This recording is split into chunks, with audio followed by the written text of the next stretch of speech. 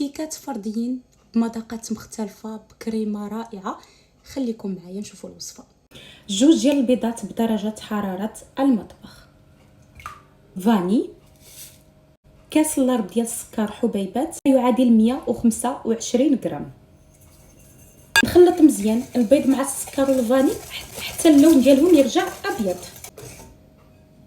غادي ندير ياغورت طبيعي، يمكن لكم ديروا نكهه الفاني الا بغيتو، وكاس اللارب ديال الزيت النباتيه ما يعادل 150 مليلتر. الدقيق الابيض الخاص بالحلويات،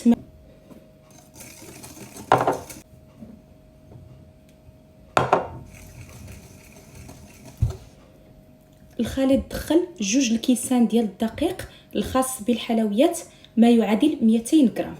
هانتوما خص القوام يكون بحال هكذا. وغادي ندير خماره ديال 11 غرام، وهذا هو القوام، كيكون شويه ثقيل. خديت هاد القوالب هادو فيهم بحال الكيك ديال المول العجيب لداخل، دهنتهم بشويه ديال الزبده ولبستهم بشويه ديال الدقيق. فهنا عندي واحد 8 ديال ليمول، وغادي نحاول معاهم غير بشويه نعمرهم وما نعمرهمش حتى الفم، لان مازال غادي يزيدوا يتطلقوا ويتنفخوا. الفران راه كيسخن على درجه حراره 180 درجه، فيه المروحه يعني كيطيب من الفوق ومن التحت في نفس الوقت. غادي نخليهم غير واحد 15 دقيقه لان ليمول صغارين دغيا غادي يطيبوا. ما ديروهمش في الفران الفوق، ديروهم غير في الوسط، وكما قلت 15 دقيقه وكيوجدوا. هذا هو الشكل ديالهم ملي كيخرجوا من الفران، كلهم هكا مذهبين. شوفوا كيفاش كيجيو وما كيلصقوش، كيجيو محمرين. هانتوما كتشوفوا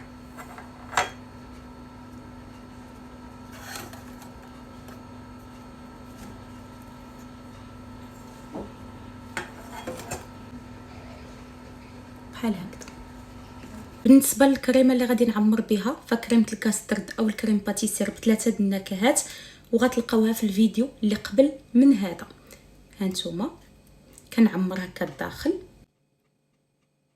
لها شويه ديال الفواكه الحمراء اللي عندكم بحال هكا، مع شويه الفرomboise، مذاق الشوكولا. ندير لها واحد الحبه ديال لي نوا بحال هكذا، شويه ديال الشوكولاته البيضاء اللي كيتها، وهنايا ديك الوريقات ديال الذهب، كراميل، لو ديال الكراميل تجي غزاله هادي. الا شويه ديال اللوز ايفيلي بحال هكا غير من الجناب، شويه ديال الشوكولاته محكوكه من الوسط، وغادي ندير خطيط ديال الكراميل من الفوق.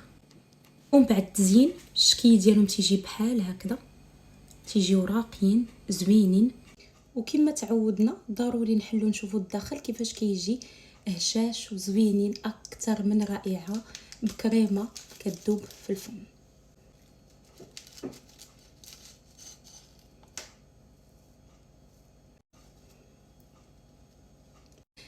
هوائيين وفي نفس الوقت لذاذين. قدموهم لوليداتكم ولا لضيوفكم، انا متاكده بلي غادي ينالوا الاعجاب ديالكم. نتمنى الوصفه تعجبكم ونتلاقى بكم في الفيديو الجاي ان شاء الله.